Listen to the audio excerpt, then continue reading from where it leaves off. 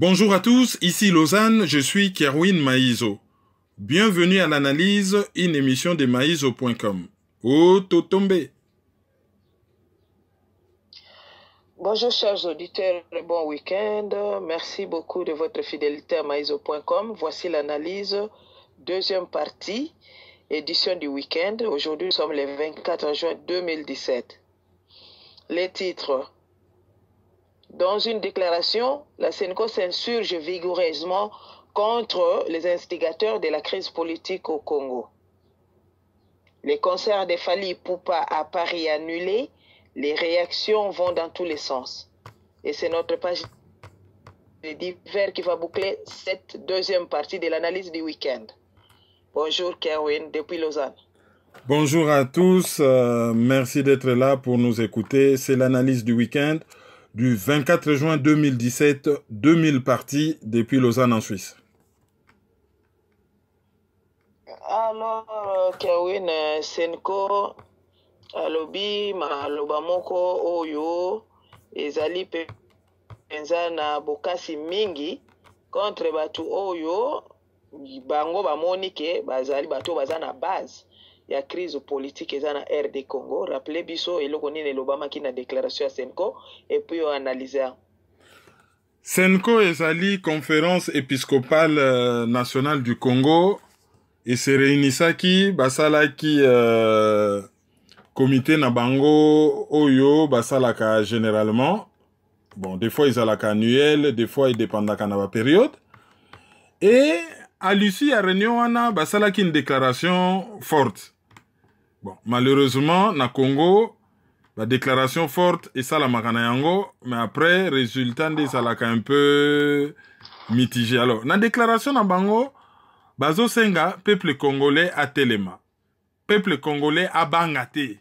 Alongola bobangi et alongola o babengaka fatalisme, c'est-à-dire muto koma ko kanisaka ka likamwane ko bongaka nango lisusu te ndenge baby kaka e ko bongaka nango lisusu te. Donc peuple congolais alongola fatalisme. Alobi boy. Moi groupe moko ya ba citoyens, ba préciser de quelle nationalité, ba prendre des millions de Congolais en otage.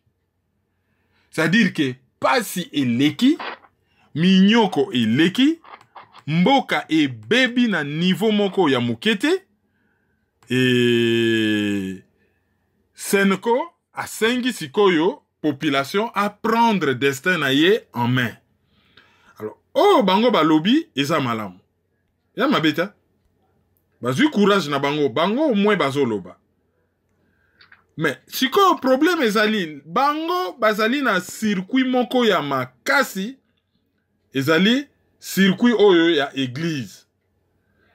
Et circuit na bango, tango bazoloba likambo, soki basali suivi. C'est-à-dire que bakena likambo wana ti na l'église bakomi ko prêcher yango régulièrement batu bakobima parce que il ne suffit pas de dire à batu bon prendre destin na bino en main. Wana ça on dirait bazo yebisa batu prenez-vous en charge. Or bakoki ko yebisa batu te prenez-vous en charge. Il faudrait bango ba leader ba kamata population en charge ba lakisa bango nzela. Ba dresser tableau moko vraiment sombre na assemblée plénière au bango basalaki. Drapeau wana ya sombre batutu ba yebi yango. Bazui ba propos moko quand même assez fort. On a yebi sibino, une minorité de citoyens a décidé de prendre en otage la vie des millions de Congolais. C'est inacceptable. Nous devons prendre en main notre destin, ont dit les évêques dans les rapports sur la situation du pays. C'est la phrase où Medi Ebele va répéter. Nous wana bango basali na kati.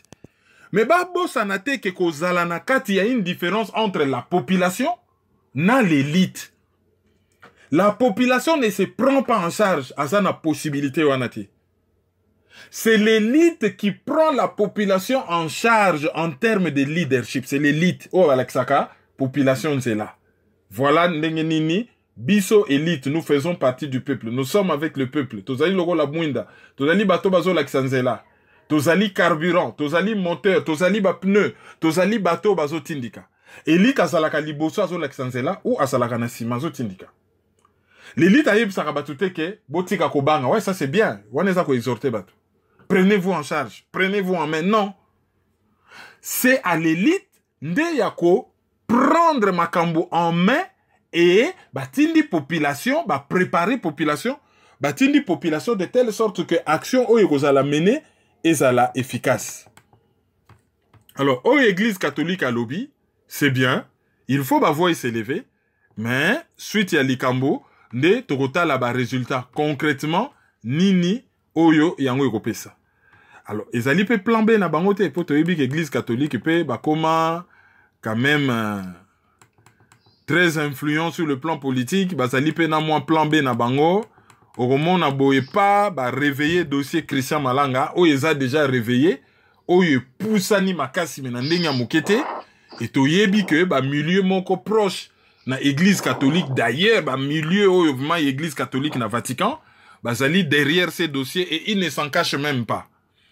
Alors les bakomi koloba boye est-ce que ezali pe façon te ya ko sonner tocsin ya koloba ke bon voilà plan B en marche sikoyo toko agir, ça on ne sait pas, mais au moins na crédit église catholique toko tia que de temps en temps bango au moins bazo loba pour mokile salama na liloba. So batu ba lobite eloko ko salama te, faut batu ba loba, il faut batu ba communiquer, il faut mokili ba yoka ke batu ba lembi batu ba lingi lisusu te.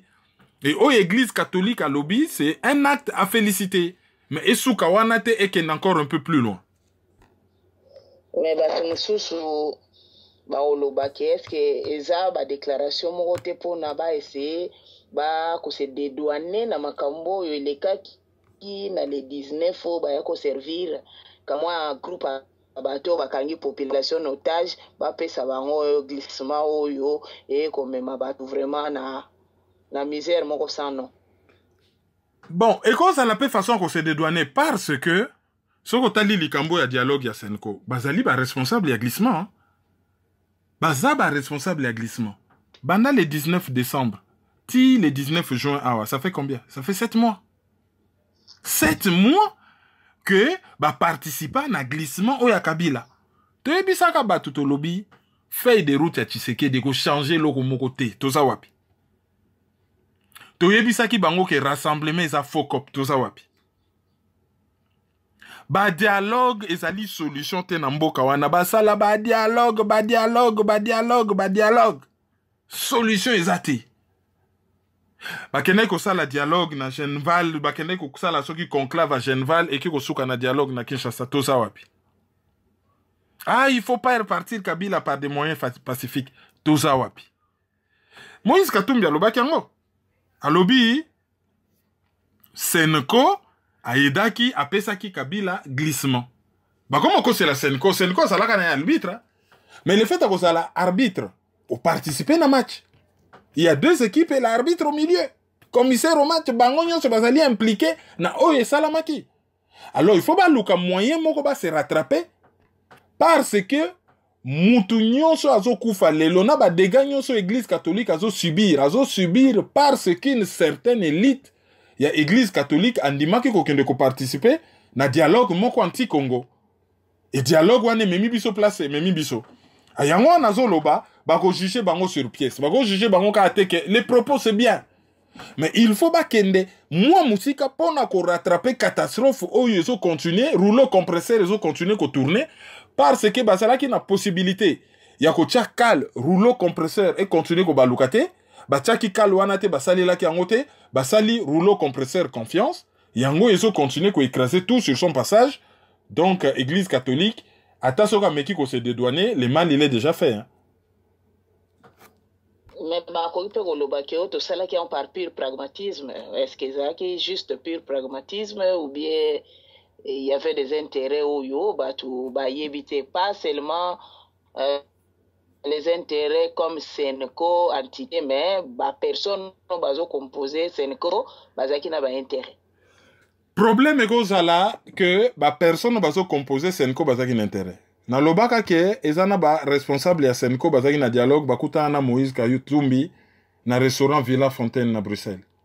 Masolo nini eleka ki wana ba yebisa bato. Masolo nini eleka ki wana. Tango babimi na restaurant wana bazalaki na conscience toujours tranquille. Sultan na bango ezalaki toujours propre, pembe, pas sali. Bazalaki na conscience tranquille. So balobi basalaki yango par pragmatisme. Pragmatisme, il faut ezala pe accompagner na raison. Kozala pragmatique engi kolobate, ça dit mutu moko pratique, ozo luka ba solution moko pratique. Oyo bat palpable, bat bakoyi ko simba, ezo empêcher te ke bo moto pezala. Donc, so bakendaki na pragmatisme, ezo lakisa ke ils se sont largement trompés, donc il est temps, bazonga nansela et ba se rattraper, pour na batba bimanakati ya tunnel ya mulili makasi bakoti simboka. Disons ba maintenir mboka po ba occidentaux na kabila batba koti mboka na tunnel wana et bango volontairement ou involontairement ba yeko aider population na pays et se maintenir na kati ya tunnel wana. Na yangomba moko toleki na deuxième sujet toujours makambo mboka concert afali pupa o ezaki prévu betama na Paris ezalaki annulé. Ba réaction ndenge tolobi yango na titre vont dans tous les sens. Alors rappelez biso tchabiso na contexte et puis analyser dossier. Concert ya Fally Ipupa o ya le 22 jeudi le 22 avril ezalaki annulé na Sigal. Sur décision ya préfet azali numéro 1 à police awa na région po biso ba région ezali dirigé par ba préfet. Tozali na préfet civil à part président ya région, tozali pe na préfet oyo azali neti mokonzi ya police sur le plan régional. Alors préfet à police a annulé qui concert à Fally Ipupa apesa ki ba raison na ye. Alobi ezali concert moko ezali ki ko benda ba tension makasi et que ezali na ba activiste mingi ba déposa ki ba préavis ou ba demande ya autorisation ya ko manifester na date wana na pas très loin na Sigal engaki ebenda na trouble à l'ordre public. Ezali pena ba activiste misusu oyo ba sombaki ba billet pona ba kende ko manifester na kati ya salle. Or même ceux qui Fally Ipupa azali na ba garde du corps na kati ya salle et kokaki ko benda ba trouble oyo ekokaki kotia sécurité ya bato en danger. Bobo sanateke na vidéo ya moto moko asalaki alobaki sikoyo lokola bozo yoka te bobetaka concert na bino mais tokoya kobinda na bino na modèle ya Bataclan. Or boyebi oyo esalamaka na Bataclan ezalaka suka na boucherie. Bon toyebi ke ezali juste ba menace mais ba genre menace wana ba mindele ba occidentaux bazalaka très sensible na yango. Donc ba annuler concert. Et Fally Ipupa asalaki recours. Bon, ba recours ya ndenge wana ke ba annuler osana peu de jours ezaka ba recours mo basala yango ba benga yango en référé, donc un peu rapidement, et ça la rapidement. Mais on dirait que recours wana marcha kiti. Alors Fally Ipupa a émettre communiqué moko à lobby que concert wana ezalaki occasion à se retrouver na ba fan na ye et à présenter album na ye Tokos. Et mbongo ya concert wana ngake za la verser na humanitaire.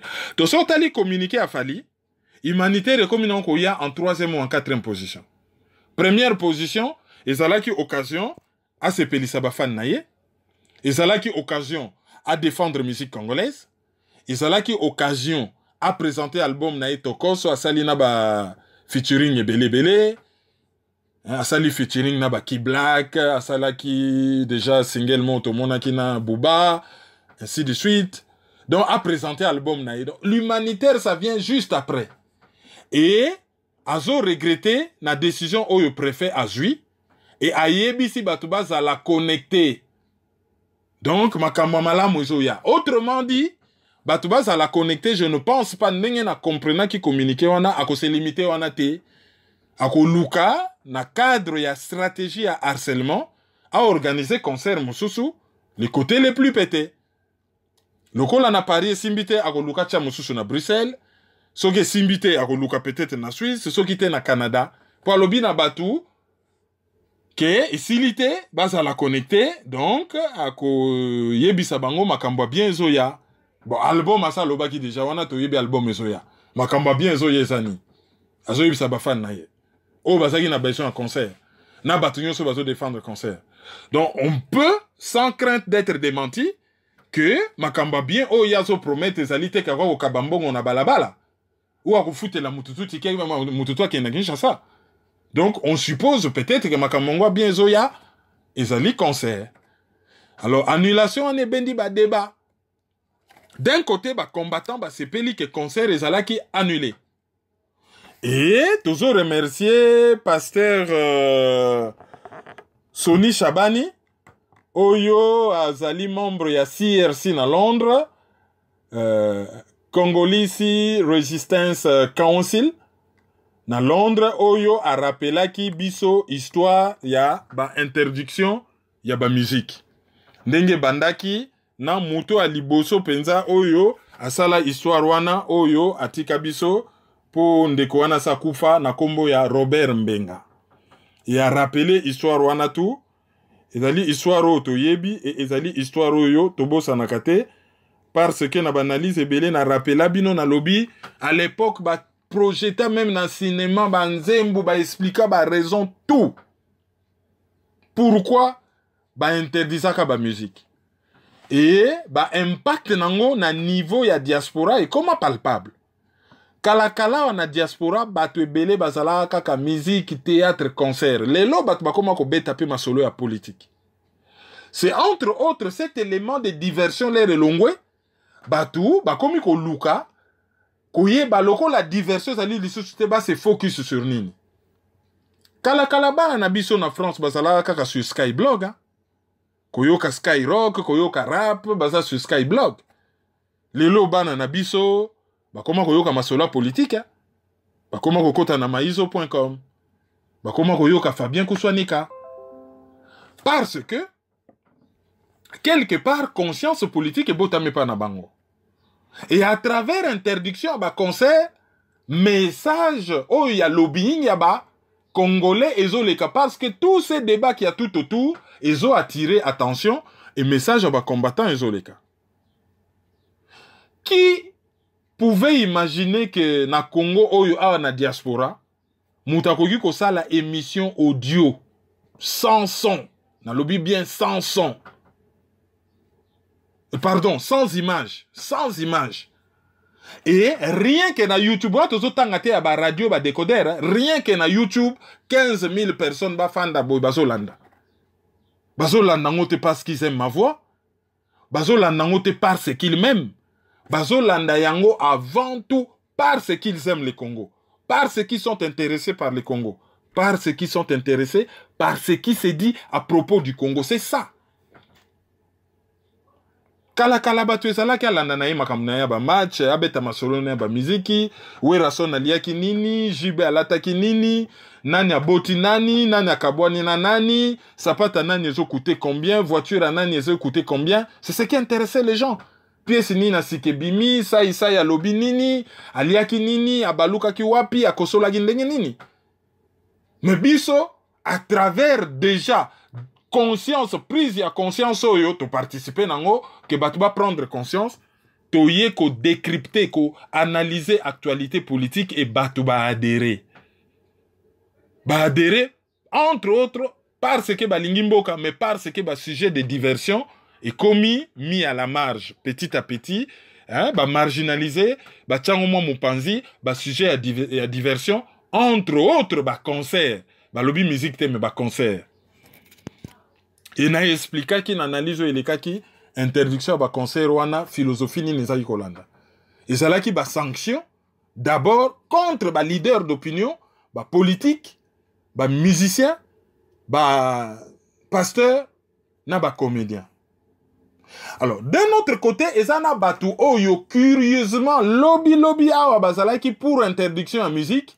Lelo oyo batuana ba komi ko considérer que interdiction en musique eza likambo bata pariko na ba résistant allez bango ba poni quand na bango quand ya collaboration donc komi makambo ya batu ya Kinshasa ba collabo ba accompagnant tout ba komi pour ba concert et baso ya na ba argument na bango ya bidon botika ba musicien kimia bokendo bunda na Congo mais problème à Congo euta wapi problème à Congo euta na poto Bill Clinton afanda na Congo ta Bill Clinton, à Utah, Arkansas, a travaillé à Washington, à Zana Mwasini na New York. Gouvernement britannique ici, je n'ai pas Congota. Didier Rendes a fanda na Congota. Louis Michel a fanda na Congota. À propos, ya Louis Michel n'a rappelé bino que logo mo amuke bat ba obosana. Bazo inquiéter Ntambwe Mwamba pona a revendiquer qui a battage ya avion ya Congo Airlines. Il faudrait pas qu'on dépose plainte famille à Laurent Désiré Kabila contre Louis Michel. Yé Moutou a annoncé qui Mokilimba Yebina noté avec joie et insistance a annoncé qui liwa ya Laurent Désiré Kabila façon annoncer là qui ango et ça là qui s'apparentait na revendication. Il faudrait pas inquiéter sur le plan judiciaire, ndenge baso inquiéter poulain na ye ntambwe mwamba. Po bango nyonso basalaka na likambo ya malheur ya Congo. Il faudrait pas déposer plainte contre ye. Donc tozongela siko likambo tozali koloba. Donc batwana bakomi bokendo bunda na Congo. D'abord tozana lutte contre benemi ya Congo. Est-ce que benemi ya Congo c'est à bangonde ya kwa kopesa batu stratégique te bo bunda na Congo na pesa bino exemple na lobiso zo bunda na ngando na mabele ngando akoye biso jamais lobi te awo kolonga ngate to ke no bunda na mai. C'est pas eux qui décident. Problème ya Congo wuta wa libanda bato na tangeli bino wana gouvernement allemand, gouvernement australien, gouvernement canadien oyo bazo fomenter guerre na Congo, gouvernement américain ou ba intérêt américain ou ba service secret américain, bango basalaka na Congo te basali ah. Donc il faut qu'on combattre bango déjà ah. Et ba oyo ba kenda o soit disant bazo bunda na Congo, to lobi population te population zali victime. Tozo lo ba classe politique. Ba epesa biso ba résultat Kabila longwa. Ba oyo ba soit disant bazo bunda na Congo. Ba bunda ka te bazo kosa bino. Bazali na Congo ko jouer rôle. Bazali ba comédien bazo jouer un rôle oyo ba attribuer la kabango. Rôle ya kozala ba opposant d'accompagnement pour faire croire au monde entier que na Congo il y a un semblant de démocratie, il y a un pouvoir qui dirige et il y a une opposition qui s'oppose. Résultat na bango ezani n'a pas kozala corrompu, kozala compromis et ko ramasser ba miette. Résultat ya lit ya soi-disant bato baso bunda na Congo eza wapi. Balobi lit na bino et comment kaka ba musicien non. Et bongo kengo wadonda za musicien. Yves Kisomba za musicien. Chez Okitundo za musicien. Ba pastero baso beta na Londres baza ba musicien.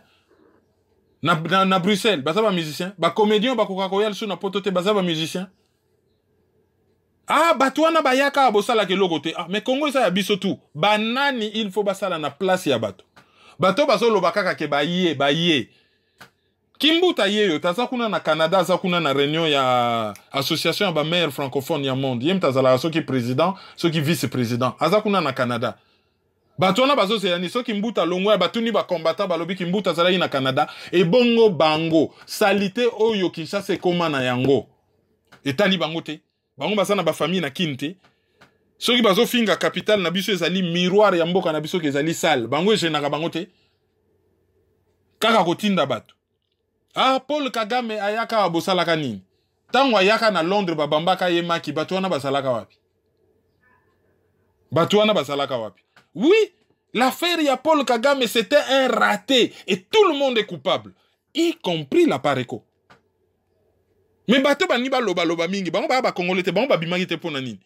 Coup de chapeau aux 20 personnes au babimaki. Malheureusement, même pour moi communiquer final, il faut ba defa micro ya ba Rwandais. Parce que les Congolais étaient incapables à couiller na moi micro, moi trombone ba loba. Basala qui obligé ba ben na moi trombone ya ba Rwandais pour ba loba. Coup de chapeau na bango, et au moins ils ont essayé de faire quelque chose. Alors, le fait que Batu basalite pour na Paul Kagame, ils ont justifié que concert et zonga, oyo ba lobi na ba musicien, qui a possibilité yako discuter na ba combattant pour les intérêts supérieurs de la nation. Alors, et comme il y a débat, et comme il y a discussion. Mais dans le débat, il n'y a que deux lignes de fracture. Ou aux alliés du côté du peuple, ou aux alliés côté à pouvoir, n'a pas musicien. Bato yo, bazo lo bakyo, bango bazo défendre culture, bazo, soko talib argument na bango, isa maïmaï. Ce que ces musiciens doivent faire, c'est ce que j'ai dit dans l'analyse passée. Baya ko solo la, na banamboka. Bon, ba banamboka, ba sali souka na gaf, ba se compromettre. L'erreur est humaine, mais persévérer dans l'erreur est diabolique. Ce qui balobi basa la marche en arrière. Pourquoi? Parce que bango en tant que leader d'opinion, ba na pouvoir aussi ko lamboka wana. Bota la wera son. Akeye États-Unis ko za diplôme moi na. Tango azongi na kino mona ki combien de battements na balabala. Après Tshisekedi, l'homme le plus populaire du Congo pour le moment, c'est Werason. Hein? Ces garçons a combien de députés dans le Parlement? Il suffisait d'un mot à côté à vie. Ah, ça déjà dans l'histoire du Congo en tant qu'un grand artiste. On ne peut plus effacer l'histoire. Mais dans l'histoire politique à Congo, à l'ingaka kota, on a koyoka ba monument et l'ingaka salama. Pour biso toye ba honorer batute. Ba monument l'ingaka salama. Ça me donne même une idée. Naïba raté ceux qui na Rwanda basali na veni bisengemana. Pour des gars garçons na sala na Congo pour les intérêts à Rwanda. Je crois que kuna na Rwanda fois sala na ba boulevard. Boulevard Barthélemy Bisengimana. Boulevard Hippolyte Kanambe. Ah, boulevard Soki Nini. Pour ma beo basala biso. Bango au moins na yebite soki bako honoraka batna bango bieso bazo bom bango nano sinon te ba congolais ba fongola miso. Donc Werason aza na pouvoir wana. Jiba aza na pouvoir wana. Papa Wemba zalaka na pouvoir wana. Fali aza na pouvoir wana. Qu'est-ce qu'ils font? Au lieu que tous alaka tozo soit na moins économie moko sur le plan artistique aux musiciens bobima faut moins d'autorisation. Bah comme ça ba musicien ba mendiant même Jiba loba en émission à l'hôpital. A Romo likamba bien na TV soka zui téléphone na bengaka vie na eba betaka masolo à TV. O akaka mutasa kanga téléphone na zate. Akanisi ke bangi basenga mbongo po bakoma ba mendiant po na nini. C'est parce que tozo vivre na système économique moko o ezali corrompu et pourri. Yango wana toza na système wana alors bato baso lutter pour na mboke se libérer. Basa ko lutter pour na musicien peut basa la libérer. Bako ko se considérer que il y a les Congolais bango ba musicien bazali à part ou ba chanteur bazali à part. Non, bazali ba na mboka donc lui taba combattant ezali pe pour intérêt na bango. Alors au lieu ya ko swana, au lieu bato bakota na ba distraction, bokene na mboka, bosala boye, likambo ezali concert ya Fali, il fallait que betama et betamité. Siko ba combattant ba bandi front ya sika contre héritier Watanabe. Et bah ça là qui quand même manifestation na bango jeudi pour na kolakisa na monde entier que o ezo sala na Kasai bato bazondi mayangote. Alors wana ezaki makambo ba musicien te ba oyo ba lula musique, il fallait ba kende ko participer. Ba kende ko participer na manifestation oyo ba combattant ba sala ki jeudi ça qui pour na Kasai. Et puis bato ba lobaki que o bango ba lingi Congo mingi c'était humanitaire. Pourquoi bazo ki no réclamer bambongo na Fnac? Place basomba ba billet.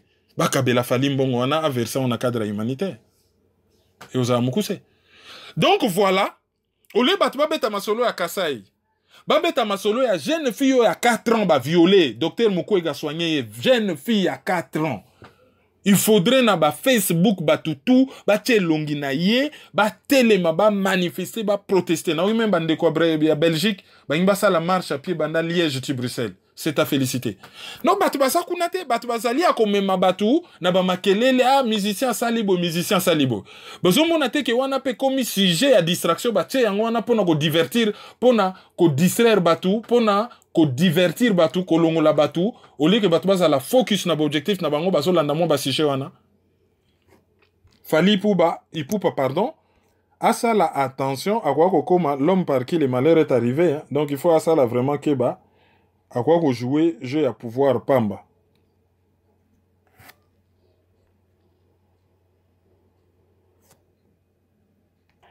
Voilà, la page de ça va dire Zolo de la Macambo, il y a match Betamagi entre Vita Club na Renaissance.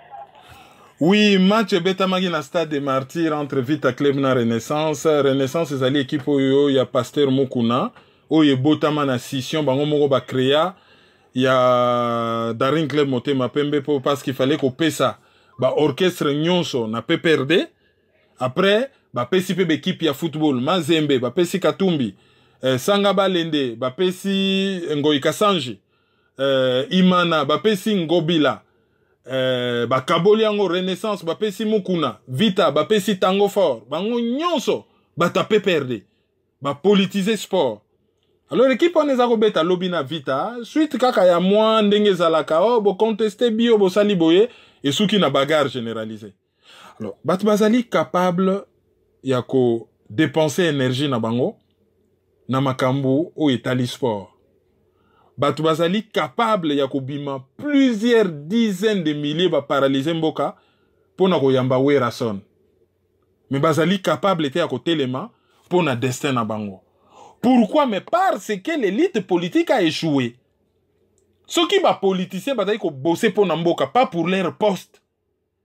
Que bazali comme un poisson dans l'eau, dans le peuple, ba informer peuple, ba yebisi bango ke ndenge boza ko s'adhérer na musique.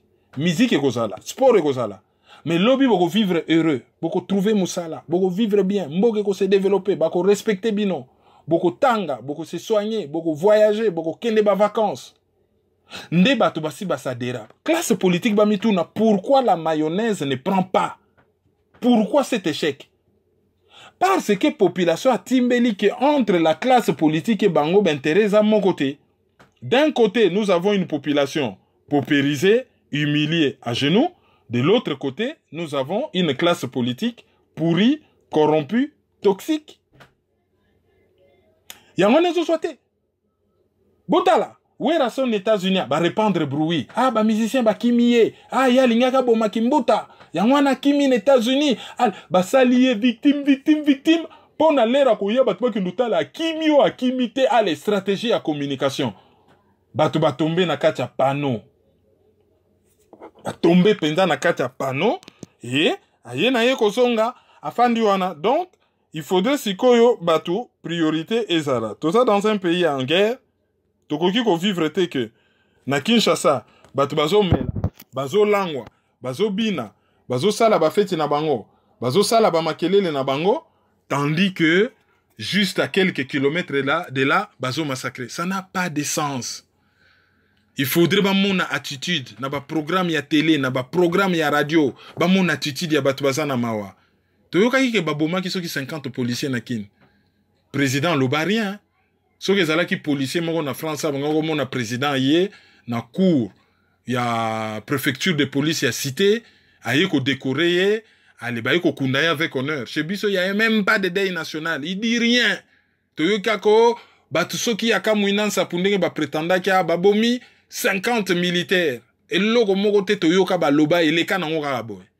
Donc il faut que batu ba yeba l'élite congolaise, il faut aider la population koyeba qu'est-ce qui est essentiel, qu'est-ce qui est accessoire. Et batu ba prendre conscience que le pays est en guerre. Ce qui batu ba prendre conscience te tokobandaka ko bina bina, ko yemba yemba et ko baluka baluka.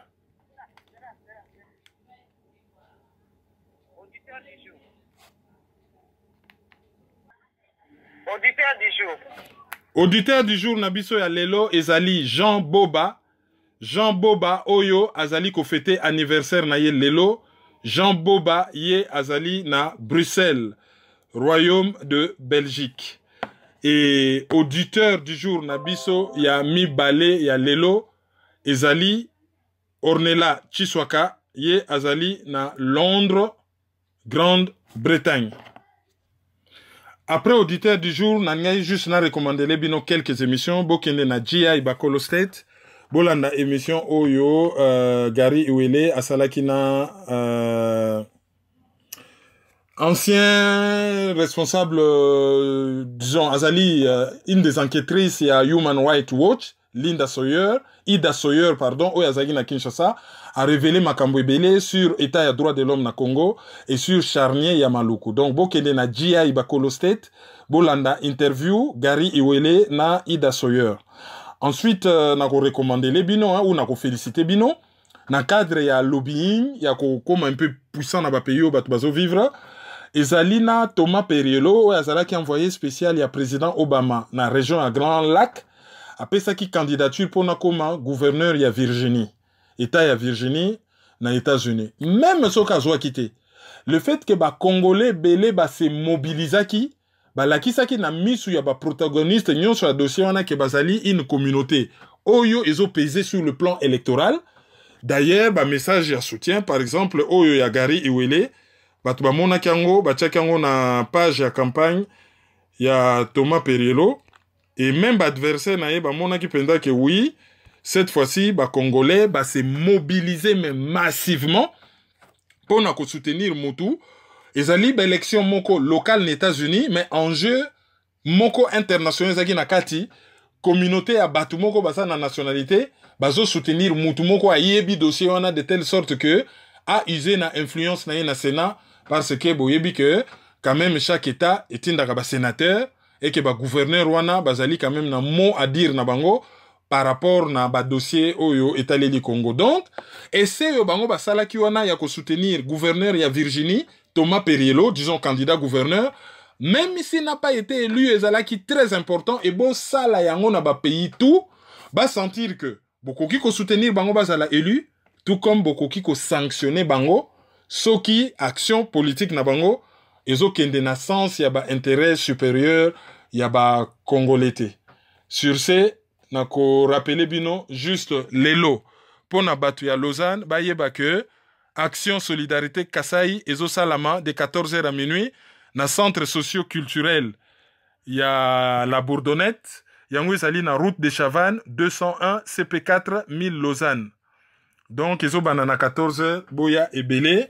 C'est grâce à l'association Bon Mon Cœur et grâce à conseil oyo tobengaka comme on côté zalaka Front Civil de Résistance Populaire FCRP hein ezali solidarité Kasai bino batbosa na Lausanne boya ebele makambo ebele koleka wana vide grenier ekozala na ba danse traditionnelle makambo ebele tokolia babiloko ya Congo hein makambo ebele ko salama et bambongo na babiloko nyonso bako recruter wana nde eko permettre na biloko bako recruter en tout cas ekende na Congo et la kisa solidarité ya bana poto envers batoyo bazali na mboka.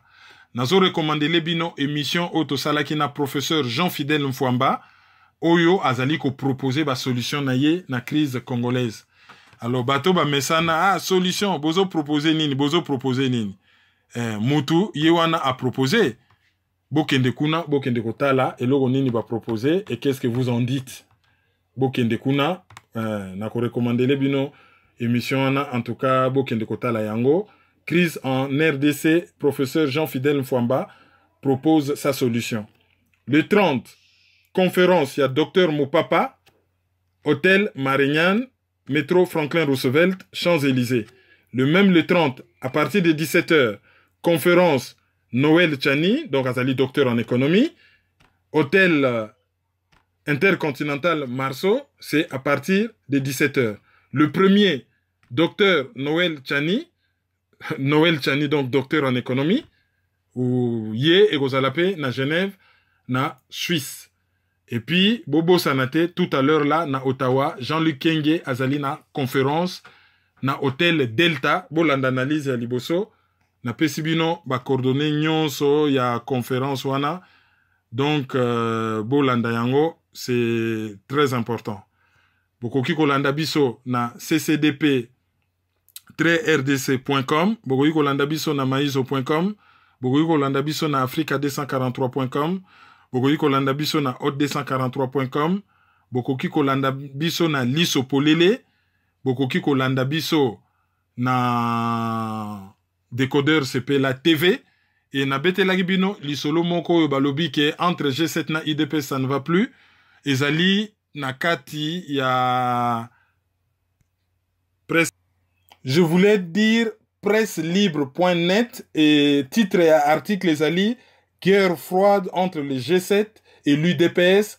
Félix Tshisekedi s'est dit ouvert au dialogue, les G7 s'est dit non concernés. Voilà, bazali ba union ensemble na rassemblement, mais ba misusu ba lobby ouvert au dialogue, ba misusu ba lobby non concerné et na 4 articles on a bazo rappelé moi ba point de friction mususu ezo kende na sens et analyse auto sala dernièrement auto lobaki que il y a de l'eau dans le gaz pour na prometa bino na analyse à liboso que na opesa bino ba référence ezali yango wana. Alors sur ce to tikibino bo passer un bon week-end. Site ezali www.maizo.com, PayPal ezali maizo@hotmail.com, téléphone 0033 758 469 414 ezali Lika Mobile ya France pour na bat oyo balingi ko chargeant on a unité. Et puis chaîne YouTube ezali Kerwin Maizo, abonnement ezali gratuit au s'abonner, sur la boîte mail Gmail, au s'abonner très rapidement. Et puis, ndenge tolobaka, vous partager, vous commenter et vous suivre. Merci, au revoir.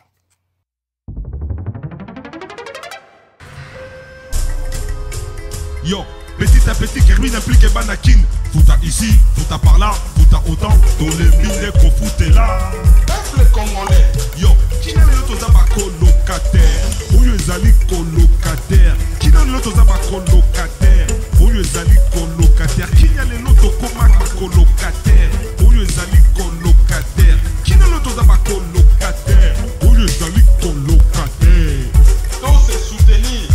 Il faut lutter pour une nouvelle société.